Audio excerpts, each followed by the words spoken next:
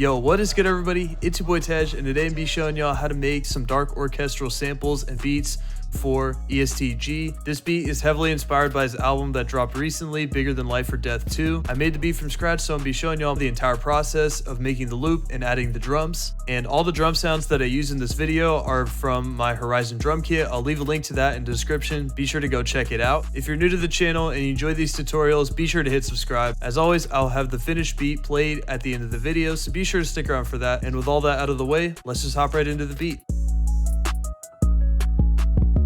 Before I start breaking down the loop, I'm gonna show y'all a quick preview of it.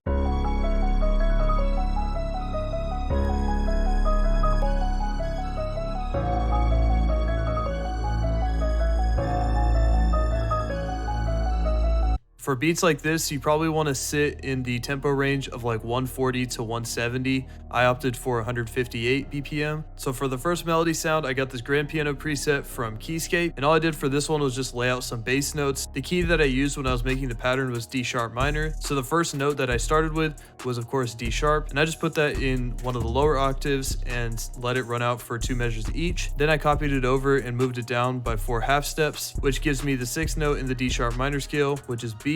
And then after I had all that, I just copied those notes down an octave and decreased them in velocity. After that, I opened up another instance of Keyscape and I got this wash piano preset, and then I put in this kind of repetitive piano pattern right here. So all it is just these first 2 measures right here, and you can see that they're pretty similar in structure. For the first note of every measure, I started off with D sharp, and then I just kind of built off of it with notes that I thought sounded good in the same scale. I kind of built it in this like alternating or descending order, and the only difference between the first and second measure is that I moved this F up to G sharp. After I'd constructed the first 2 measures, I just copied them out for the full 8. So this is what the first 2 piano patterns sound like put together.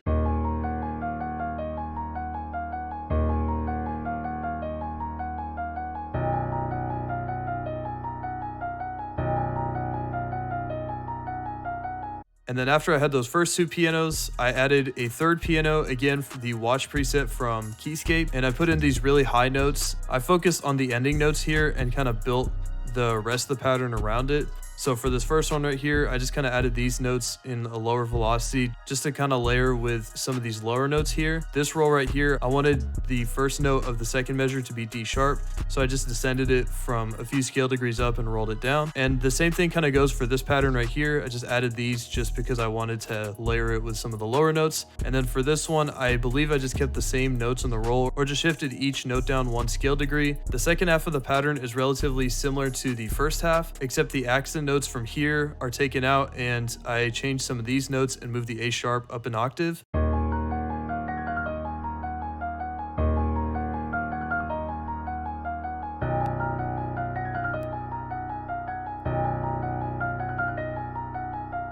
And then after that, I went into X-Band and I got this legato plus tremolo strings preset, and I went to the really high octaves and I penciled in this pattern right here. For this pattern, I more or less just kind of penciled in notes that I thought sounded good, and I just kind of added some accents here and there just to transition between different parts of the pattern.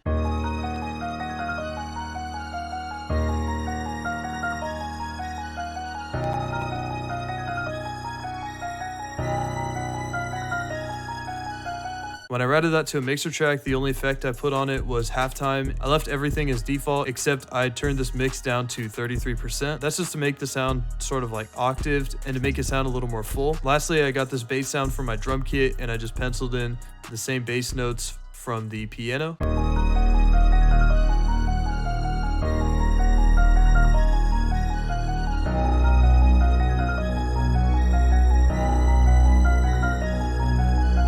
Once I had all the patterns of the loop completed, I rendered those out as audio clips, and I pitched the sample from D sharp down to C sharp minor. And then once I had it rendered out, I stuck it into a new project file and I arranged the stems as I felt like it, and I put in the drums. So hopping into the first drum sound, got that good old combo clap. I kept the pattern pretty basic, and then at the end here, I just kind of switched it up a little bit and just added some variation to it.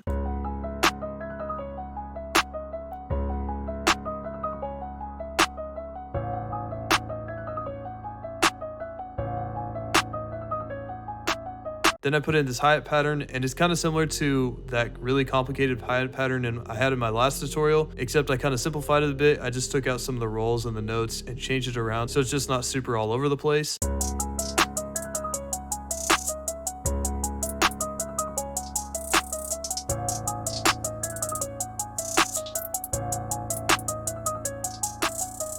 The note stretch and reverse that you're hearing is some effect tricks. I went into the 1/8 tempo setting and I put in these two effects right here. Then I added my snare pattern. I just kept it pretty simple. I put the bass snares on the offbeat here, and then I just added a few rolls using the 1/2 step snap setting. And this last one I just used mainly for like to transition from like the pre-hook to the chorus, or like from the chorus to the verse.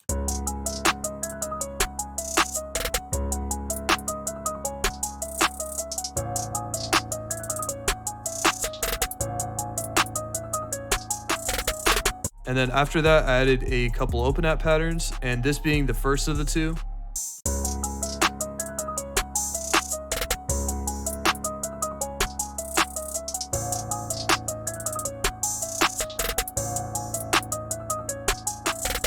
And then I put in this one just to kind of fill in the gaps from the previous one.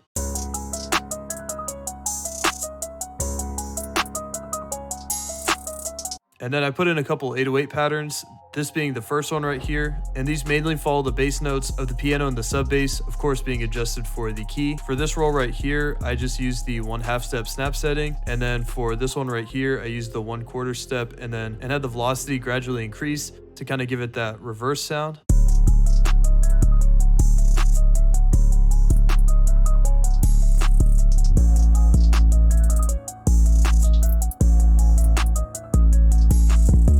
And then this is the second pattern that I added. It's pretty much the same thing as the first, except I've simplified the roll over here, and then I just took the reverse out. Last, I just added a kick to add some more punch to my 808 sounds and just make them clip a little bit.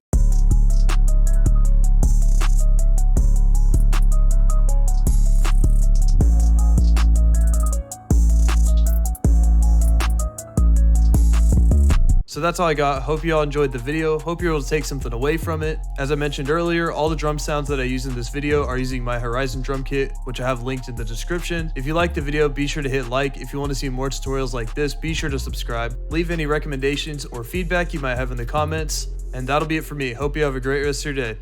Peace.